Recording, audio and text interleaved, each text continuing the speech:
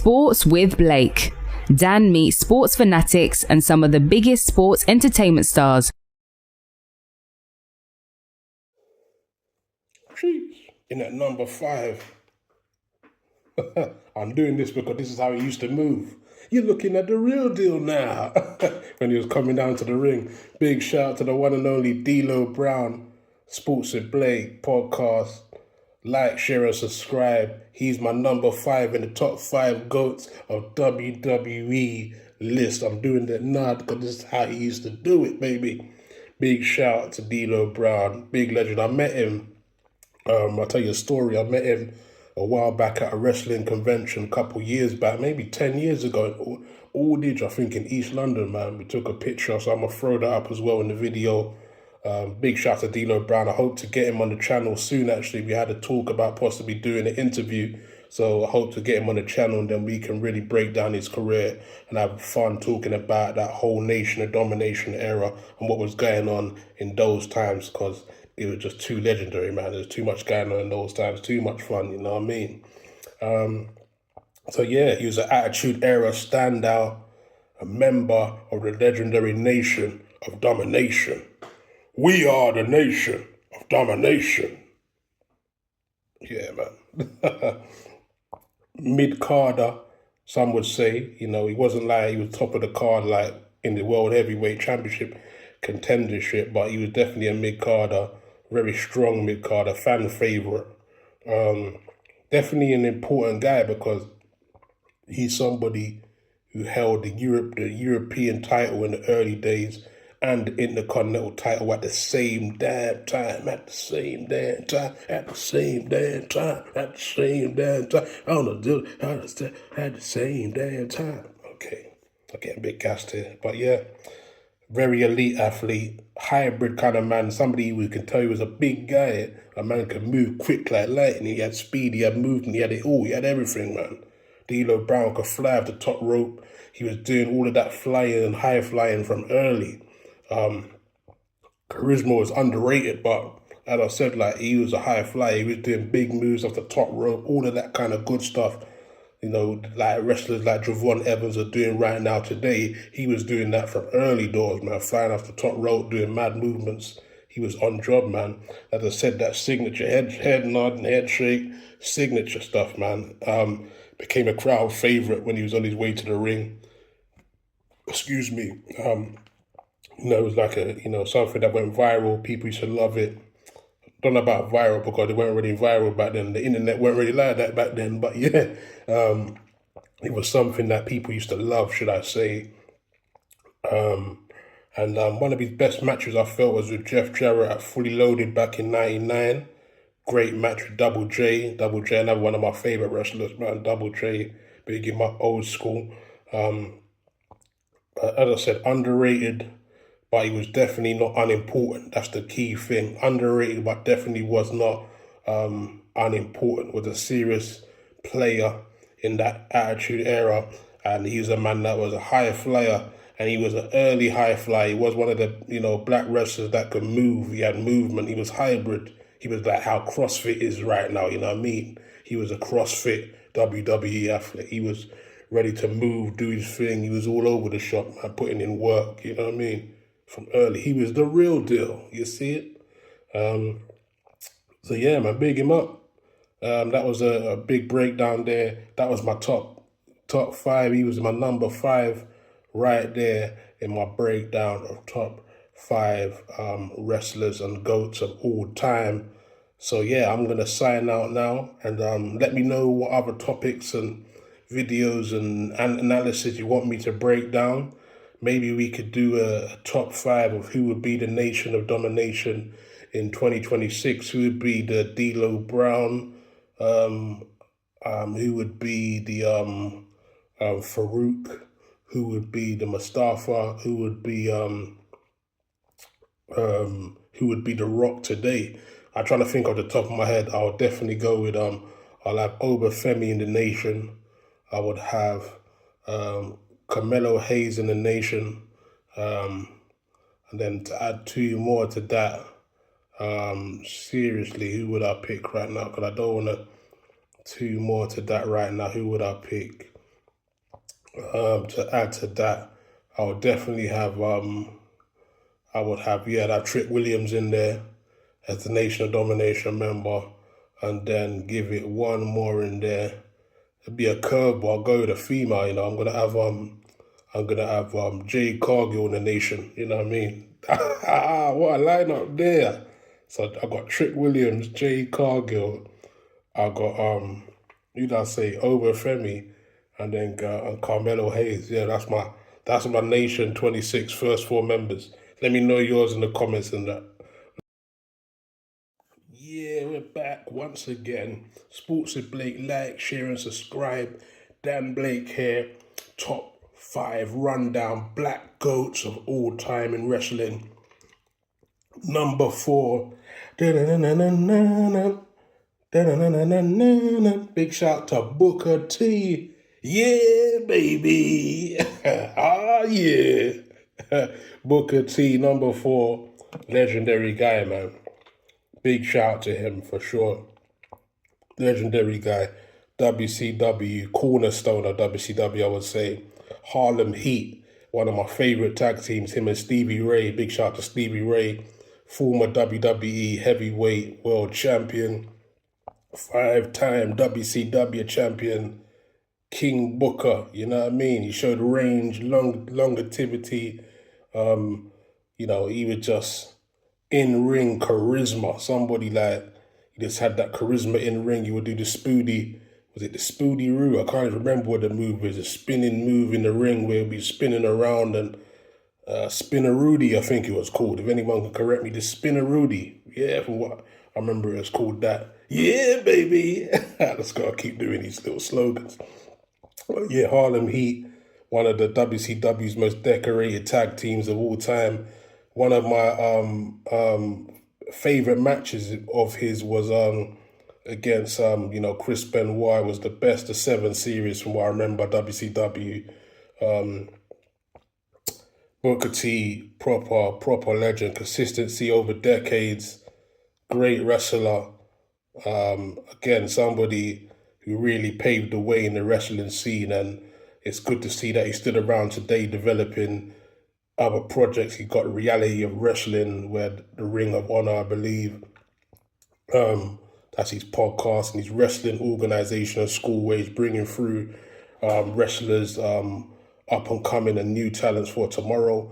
And also he's commentating on NXT, enjoying himself, even singing Joe Hendry's theme song. I believe in Joe Hendry, and his deep voice, and he's singing every week, enjoying life. So big him up by Booker T. He's always been a fun character and a serious man at the same time. Will rock you up, man, in the ring.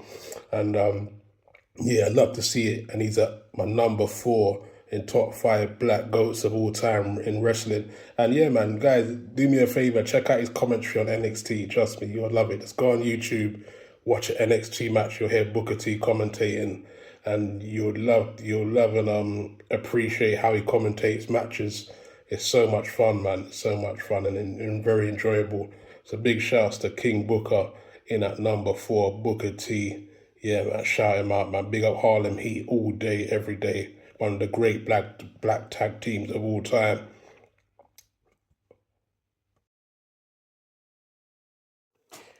Do you smell what The Rock is cooking? Yeah, now, so it's Dan Blake. I'm back, Sports and Blake podcast. In at number 3 is The Rock.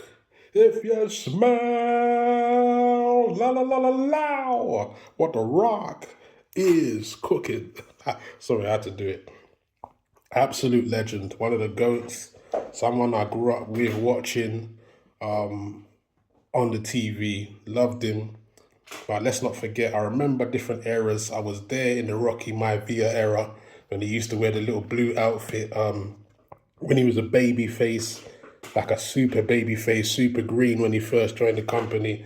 I remember those days. It was interesting seeing him develop, man. He was on the TV every week those times. And as I said, he met the Nation of Domination shortly after that. Farouk and Ron Simmons helped build him and grow him and put him over. And then that's when his character really started to develop, and then he became The Rock. So let's start with, so always big up Ron Simmons, as I said, my number 1 for basically making The Rock who he is, one of the reasons why the The Rock is who he is today, you know what I mean? He put him over in them early days, you know? And I said his dad was a legend, third generation superstar, one of the faces of the Attitude Era, The Rock. Crossover, global icon, as you know, movie star, does it all the films, doing his thing, probably be president one day for all we know. Reigning out of California, baby. California, yeah, no doubt about it. Definitely one of the GOATs, multiple time WWE champion, as we know. WrestleMania main eventer, one of the greatest talkers ever on the microphone, as we know. Taking people down Know Your Road Boulevard and Candy Ass Lane and all that stuff. The youngest WWE champion at the time in 1998, from what I remember. My best match was him and Stone Cold in WrestleMania X7. Yeah, man, legendary match. When The Rock and Stone Cold threw it down, it was always epic, man. Then my second match was Rock versus Hogan at WrestleMania as well. Really enjoyed that. Loved that the crowd turned on The Rock and then basically made him heel, and then they made Hulk Hogan babyface when he was NWO. Just that it was so much nostalgia seeing Hogan back. Everybody just started cheering for Hogan and just turned The Rock bad guy that match. That was a real classic. So go back and watch that on YouTube. Two legends going at it. Ultimate classic, man. Someone who transcended wrestling, he amplified it, The Rock, crossing over, doing so much later on down the line. Some of his famous lines I used to love from him: jabroni, know your role and shut your mouth. It doesn't matter what you just said. When sometimes he be talking, he's like, "Yo, I'm gonna take you down Know Your Road Boulevard," or "Are you ready, Kane? Are you ready to whoop Candy ass?" If you smell la la la la la what The Rock is cooking. I used to love it, man. Especially when he used to add the la la la la la what The Rock is cooking, man. Yeah, man. What a legend, man. Pure joy in them times. Know your role and shut your mouth. Rudy Poo, Candy ass. Rudy Poo. Remember, he had so many one-liners, man. Be talking to the interview. It doesn't matter what you just said, legend. Then obviously his theme song, another legendary song. The Rock says. I used to love that one, the chilled one. Ding ding. The Rock says. I used to love that one. Know your role and shut your mouth. I used to love that one. And then you remember when he actually done a song with Wyclef from the Fugees. It's called It Doesn't Matter. Go and check that out on YouTube. They released that in 2000. And that was they used The Rock's famous catchphrase, "It doesn't matter," at the time, for the name of the song. Doesn't matter what your name is. And The Rock, he's rapping on the song as well. So go check that out. That's some throwback stuff if you didn't know about that. I remember when that song came out on a TV station in the UK called The Box. Yeah. Yeah, that dropped in the WWF Attitude Era. That was definitely a crossover hit between hip-hop and wrestling at the time. It was loud, it was cocky, it was fun. It was pure Attitude Era energy, so that was definitely some good cultural moments and nostalgia right there. If you're talking theme songs. And obviously you had the electrifying one as well after that. If you smell what The Rock is cooking, heavy guitars and all that. Know Your Role, the corporate rock version. There were so many different versions. You gotta check them out on YouTube anyway. So yeah, man, that's kind of my little rundown on The Rock at number 3. So a big shouts to him, man. Legendary in the game. Hope to see him back. He's in WWE now, kind of here and there as the final boss, kind of elevating his characters. I would love to see him in another match in the future. Who does he come back and fight now? That's a big question. But the match I would love to see him one-on-one with Roman Reigns. I've always wanted to see how they would throw it down the ring together in a one-on-one match. So that's still the one for me, man, if we can make that happen somehow. And I'm going to sign out with one more. La la la la la! What The Rock is cooking. Know your role and shut your mouth, for I'll take you down Know Your Role Boulevard and Rudy Poo Candy Ass Avenue. Yo, my good people. This is Dan Blake here right now. Sports with Blake podcast. We are back again. Number 2 in my list of WWE superstars, my top 5 GOATs of all-time black wrestlers. In at number 2, I'm going with the world's strongest man, Mark Henry. Legend in the game, Olympic level strongman, doing his thing over 20 years in WWE as a career. Had a great run as a heel, dominant heel in the Hall of Pain era. Legendary man from Texas, former world heavyweight champion. Hall of Pain defined the whole era, man. We was all loving that Hall of Pain era. Definitely one of the most believable superstars and power athletes of all time. Give you a fun fact about Mark Henry. Who remembers when he was wearing the salmon jacket in his retirement segment? That was definitely one of the best swerves of the early 2000s there, you know what I mean, of 2000, what year were we talking there? 2010, them times there, from what I remember. Them times there was crazy when he pretended that he was going to retire, and he never did retire in it, and he ended up beating up John Cena in the ring and telling him, yo, I got a lot more left in the tank. It's like, but the retirement speech was so believable, and I really enjoyed it because he laid it down so serious that you believed him to the fullest. That's what Mark Henry was about. When he was in the ring, you could just see that he weren't ramping. You believed every word he was saying. It was really the Hall of Pain business for real. He always had that energy about him. So go check that out. That was a segment in around 2010s with him and John Cena in his retirement segment, and he was wearing a legendary salmon-colored suit, you know what I mean? His ring song. The thing about it is, guys, in wrestling, coming to the ring takes a couple of minutes. So that's all part of your swag. You got to have your swag, your style. See the way I got my swag on this video. I'm ready. I'm all dressed up and all that, because this is how we got to do it. I got my Bret Hart t-shirt, my Roman Reigns t-shirt in the back. We got my WWE chain, repping the nation of domination right now. We're chilling now. Now how it go? Now. So yeah, it's all about that, So the ring entrance song was very important. So his song, The Hall of Pain, absolutely legendary. Somebody gonna get the ass trick. Somebody gonna get the wig split. Shoot 'em up, beat 'em up, punch your snag, break your snag, put 'em up, beat 'em up, break your snag, shoot 'em up, break your snag, shoot 'em up. Hey, it was a big tune. 3-6 Mafia entrance was crazy. There's a video online of when the 3-6 Mafia, they end up introducing him to the ring in a live performance, which was really fun and interesting. It was just like he came out to them. He was really feeling the energy, and normally people, when they've got the actual stars of the song coming out to represent the song with them, you would kind of see the athlete or the person just really enjoying the vibe a lot more. But Mark Henry was still stern in the face.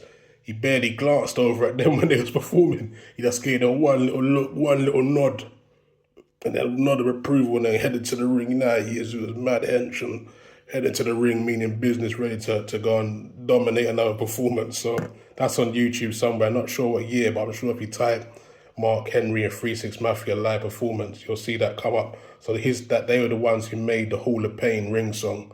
So go check that out, man. Best match of Mark Henry for me was when he defeated Randy Orton at the Night of Champions in 2011. That was a really great match, and that was the match where he became the World Heavyweight Champion. And for the first time, I do believe it was a very special moment, him beating the man Randy Orton at the time, who was very hot. Also, another one of my big matches from Mark Henry was when he fought the Big Show also that year for the title in 2011. A returning Big Show who was really coming for the smoke and wanted to get that belt.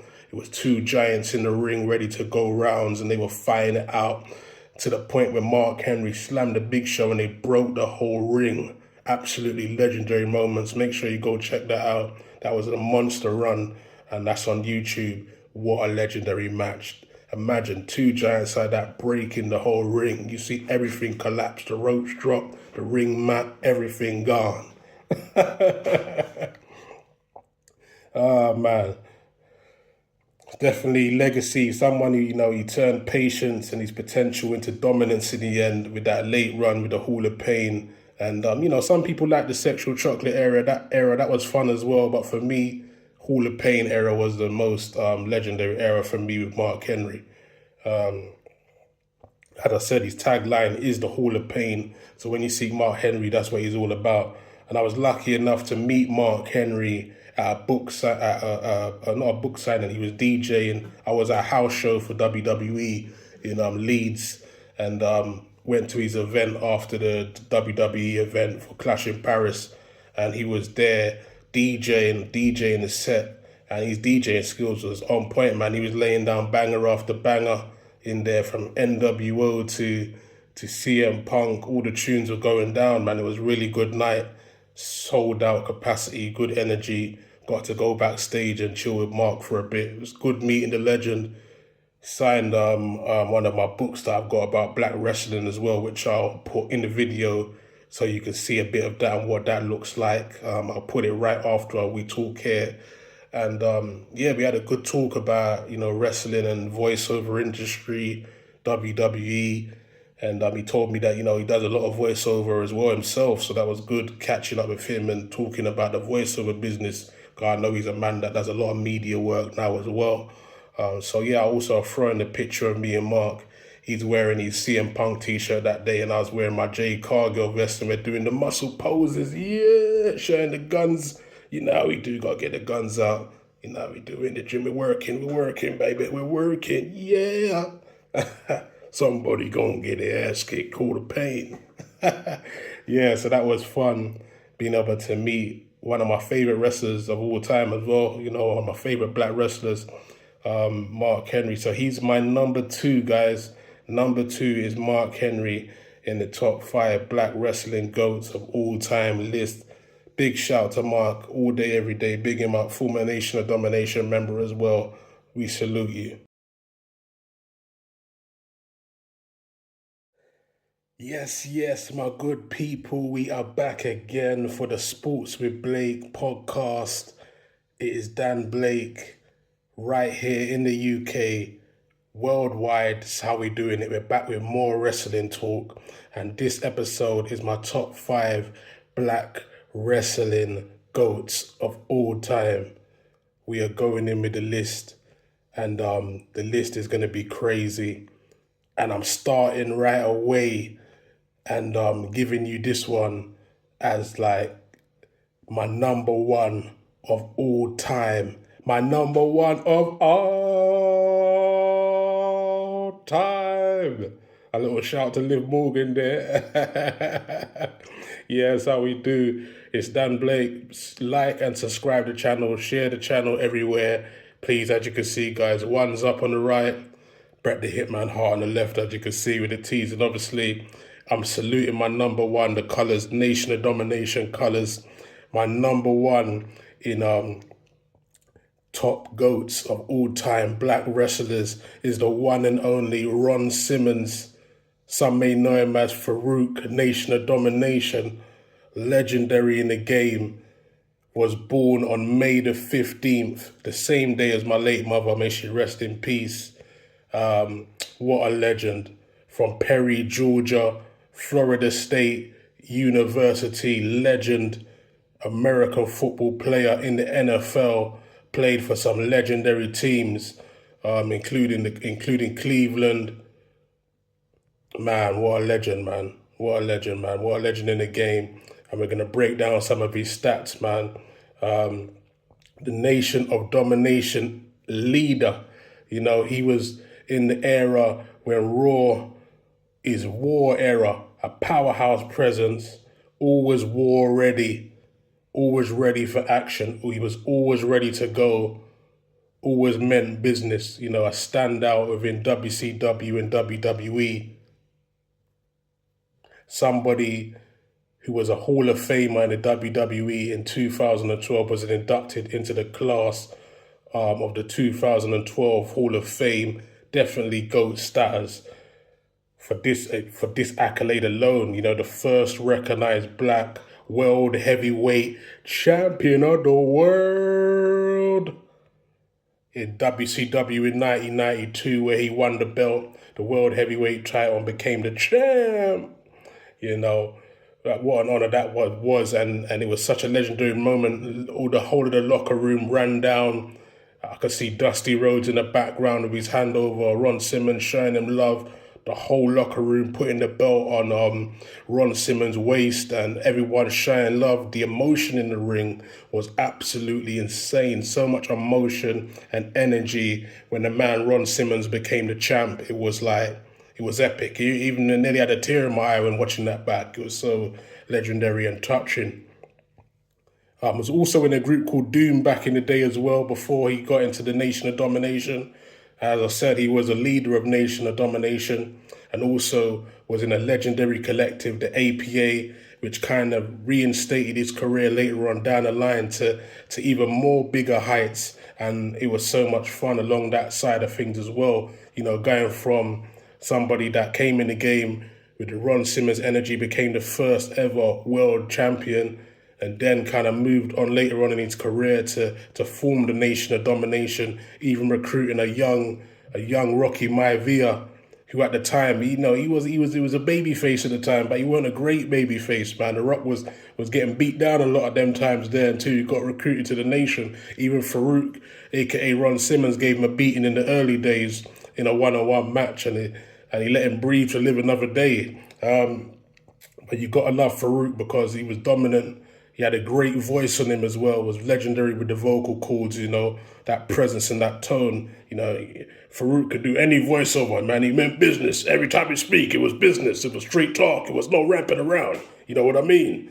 That's the kind of energy he had all the time. But when he became the leader of the nation, it was like a great shift in the WWE. It was good to see empowering black men coming together, you know, forming a collective. I could relate to it as a youngster. It really kind of made me think, rah, man, it's good to see black wrestlers on the TV doing their thing that kind of look like a brother. I really appreciated that, you know. It was really good moments to see that on the television. So when he formed the Nation of Domination, he was a strong presence on TV. He had the theme song, "We are the Nation of Domination." You know, it was one hand in the air. That's what it was all about, Nation of Domination. That's what it was all about, man. It was empowerment. It was really good to see it. Kind of give me that energy of the Black Panther movement in the early doors. You know, that kind of resembled that kind of movement there. So we have to give a shout out to when Ron Simmons started the Nation of Domination with Mustafa, aka the Godfather there. And then you had D'Lo Brown, key members, Mark Henry. There's other members. Big shout to the other members, Owen Hart. This was the next version of the Nation, but we're not going to go into that one. So we're going to bigger shout out to D'Lo Brown, but rest in peace Owen Hart as well. And there was members like Crush. I guess was in the New Nation as well. But yeah, D'Lo Brown, Godfather, obviously The Rock. Those are the kind of four in the beginning, you know. So yeah, the Nation, absolutely legendary times. Enjoyed that TV as a youngster. Growing up, seeing the Nation on the TV representing, it was really powerful for me and really made me fall in love with wrestling even more at the time. Big shout to Ron Simmons there. And then going on further into his career when, you know, The Rock took over the Nation and done his thing with the Nation, it was kind of like a passing of the torch. So you could say, I believe it was like, you know, Ron Simmons gave, you know, The Rock as we know him today, Dwayne Johnson, the baton he put him over, man. You know, he put him over to launch his WWE career and go on to greatness and do his thing as The Rock. Because, you know, The Rock says in the Nation of Domination, when he became the leader, that kind of all started, all that energy kind of started then, you know, and all down to people like the legendary Ron Simmons, who put him over, gave him an opportunity, And in a sense, you got to put other wrestlers over for them to have a career in the business. So you have to give Ron Simmons the credit there. That's another reason why he's my number one. Someone that gave back to the business as well, as became a legend himself. And then he continued his career having a great run, which was very fun in the end, with people like, excuse me, people for the sound effect there. He had a great fun also with legends like Bradshaw, who was part of the APA, where they teamed up as a tag team and they came together. And that was just legendary. It was like two guys that trained together. They come up together, both football players that were doing their thing in the game. And them coming together really was a great time where they had their little door where you would go to if you wanted to get protection. You'd have to come through you have to knock at that door and say you want protection. You want them to back you. As the APA protection agency, they were definitely there to protect people in WWE. If they had a problem backstage, or had a problem with somebody, you would call them on. And more time, they were just in the back drinking beer and playing cards and having fun. So it was like, it was always kicking off. They were always beating up somebody backstage. They looked like they was having so much fun. I remember there was one segment when they was in a bar, and then it turned out to all-out rumble. Fists are getting thrown. Man were getting bang up, thrown across the counter. Man are getting thrown through doors, head-butted, all sorts of chaos. And it's so believable just because their fierce intensity, those guys done their spots in. And that's that real wrestling energy where it looks so real that, you wouldn't even tell the difference really, because they were so intense with what they was doing as well at the time. I just want to give you like a fun fact as well about Farouk, and in his WCW run, you can see there. Yeah, man. So let's talk about the ring song Impact. I want to talk about that. The ring, that song, instant recognition. As soon as you hear the Nation of Domination song, his legendary song, you would know it when you hear it. It told you who he was. He had that fierce presence. The crowd acknowledged it. They knew that it was a serious time, what was about to happen. But anyway, let me get just a couple more facts before I log out of this one. Saluting my number one in the top 5 black wrestling GOATs of all time. So obviously him winning the match against Vader in 1992 for the World Heavyweight title, being the first black recognized world champion. It was historic and emotional. That was my best match from him. And also enjoyed when Farouk beat The Rock when he was Rocky Maivia, because it was like early days, kind of seeing where The Rock was at the time, and then seeing Farouk beating him and kind of letting him breathe, saying, nah, this kid, let him live another day, because it was kind of like he was just warming him up and saying, yeah, he's going to be next in line someday. We'll leave him to live another day, you know what I mean? So I enjoyed that match. And I also enjoyed one segment where The Rock brings the nation gifts, and he brings Mustafa, he brings D'Lo Brown, Mark Henry, like some gold watches and that, like. But then he ends up giving Farouk, like, aka Ron Simmons, like a poster of himself, which was completely hilarious. So Farouk ends up smashing the poster, like, and basically just wants to beat the hell out of The Rock. But it turns into, a little thing where they try to squash it, and then like, yeah, it's all chaos. The nation leave the ring, and The Rock's just like, what, man? That kind of thing. It was so funny, man. I really enjoyed that. And it's really good to see somebody like him. He opened the doors, man. Big him up. And his tagline, his infamous tagline, damn. Everybody remembers that. His voice, his presence, the command on it. It was really great. And also his best finishing maneuver for me, which I used to love, was the spine buster. You have to big up that move. When Farouk laid down the spine buster, you knew what time it was, man. It was go time. So big up Ron all day, every day. Salute him, the legend. We are the Nation of Domination for life. Also, big shout to Ron Simmons for also, when I was promoting the video, he was showing me love on the Instagram, and he did message me saying, yeah, he's looking forward to seeing the video. So I hope I've done you justice here, bigging you up on your career and everything you've done in the industry. And big shout out to him, and make sure you catch him at one of the wrestling signings. I do believe he's out there doing his thing, still on the wrestling circuit doing his signings. His Instagram is at Ron Simmons. So just check him out, Google it, Ron Simmons, check him out. You can follow him and keep following, liking and subscribing to Sports with Blake. Like, comment and tell me if you agree with my number one, Ron Simmons, aka Farouk, Nation Abomination leader, APA legend. Yeah, man, big him up every time. Peace and love.